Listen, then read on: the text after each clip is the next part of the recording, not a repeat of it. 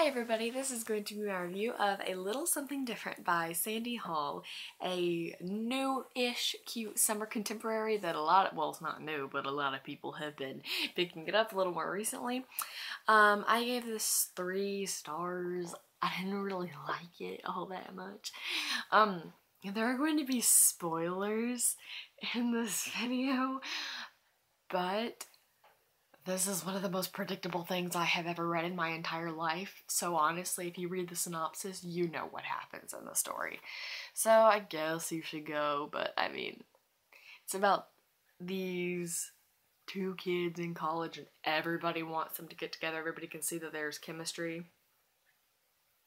Except for me, but everybody can see that there's chemistry, so and wants them to get together, so what do you think's going to happen is essentially what I'm saying, but you choose whether or not you want to stay. I have warned you that there might be some slight spoilers.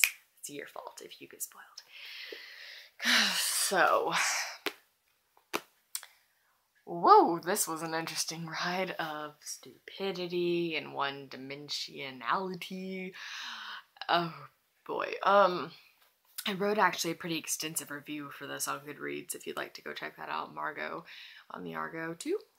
And one of my main problems with this was trying to suspend my disbelief for the insaneness of the plot, of the fact that there are 2 kids that everybody, all the professors, random restaurant owners and Starbucks workers, random people, kids that don't even like them, a squirrel and a park bench think that they should be together.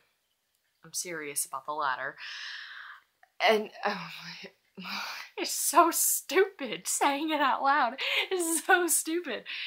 I didn't hate the book. That is not what I'm saying. It was a really cute plot. I just think it could have been done a lot better. That is not to be mean or offensive or whatever. I wasn't a huge fan. I'm not going to apologize for not liking it because how does that offend you in any way? But I mean, the characters were so flat. I mean, literally, you could put a glass of water on them and the cup wouldn't spill. They were so flat. So one-dimensional. So lame. And I don't know. I'm just like, I'm still, I literally just finished this about 10 minutes ago and I'm trying to get my thoughts together. But the fact that all of those people and benches and squirrels that I previously mentioned that thought they needed to be together, I saw no chemistry. None. Zero. Zip. Nada. None. None at all. They looked at each other. Does that mean chemistry? Does that mean chemistry? Right now I'm looking at the stuffed pig I own I'm using as a podium. Does that mean that we are meant to be together? No. No. And also these characters had about as much personality as the stuffed pig I'm using as a podium. Just saying. But I can't even really form a cohesive thought. Is that even a word? Cohesive? Yeah, it is. Yeah. But and it was really cliche too, like the fun, quirky, different professor that everybody loves, and then the weird jock kids are all like, they're like, I hate her, she tries to be so cool, and all that. And then Hillary, like the cheerleader type that has a crush on the guy, but the guy completely has no interest in her, and obviously is meant to be with this other person. It had a lot of cliches in it. But the chemistry, or lack thereof, of chemistry between Gabe and Leah.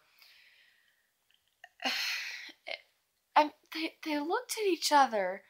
What are they talking about? Some people would argue, well, they get all nervous around each other and they get all flirty and weird. Okay, I would agree with that argument if the book hadn't said that there's even a squirrel on the spot. I didn't notice that. I would agree with that if it hadn't said that Gabe was clinically and painfully shy because of certain insecurities he had and certain struggles that he had to overcome physically because of this accident. And it also said that Leah was kind of shut off and introverted. they get nervous around everybody. I mean, Gabe tried to order at the Starbucks, you know, he's all weird and nervous then, and I do understand that it is later revealed that his hearing has his left ear, he has no hearing. Is this, yeah, that's my right ear, this is my left ear. That there is no hearing there, so he is embarrassed about that and doesn't want to have to continually ask what, because that can be embarrassing. I agree. It's just, I mean, I get that they were kind of fluttering around each other, but that does not mean that they're destined to be together. I mean, the bus driver noticed them glancing at one another, then looking away when the other noticed. I do that with random strangers and I'm trying to see what their t-shirt says. And then they'll look and I'll be like, and I'll look back and I'll, no, nothing. I mean, that's all this was. And then when they did, overcame immeasurable odds and crazy obstacles to be together in the end, which is basically just talking, to overcome all those crazy obstacles, for them finally to get together, it was so lame. I mean, like I said, I felt no chemistry, just because of the fact that everybody thinks they should be together. See, I have a very close friend who happens to be a male, and everybody thinks we should get together and all that, so I honestly could kind of understand it. But, I mean, these two were like cardboard cutouts near each other. It was impossible. I mean, I didn't understand it. Now, it was cute how everybody thought they should be together. I thought if the two characters, if Gabe and Leah had had chemistry, this would have been a 4.5 star read. Because all of the characters and finches and squirrels that think they should be together, if they actually should be, it would be precious, because, you know, that one couple at your school that refuses to get together. They're like, no, we're just friends. And yeah, you know that couple? That would be adorable.